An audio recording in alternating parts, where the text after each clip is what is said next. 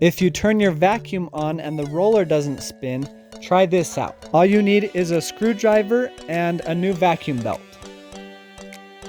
For the belt style, check the vacuum, check the owner's manual, or call a vacuum repair place.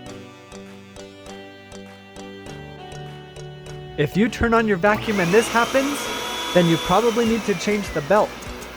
To do that, you remove the cover by the roller brush. But first, unplug the vacuum. It's unplugged! It's unplugged!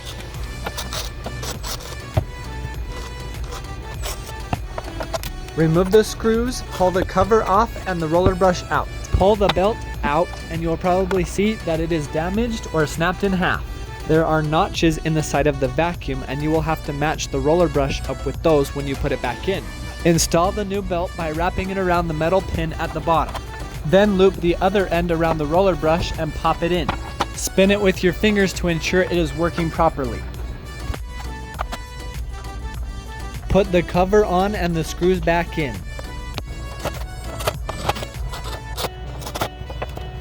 Push the power button on your vacuum and if nothing happens, just remember, it's unplugged. So plug it back in and see if the brush spins.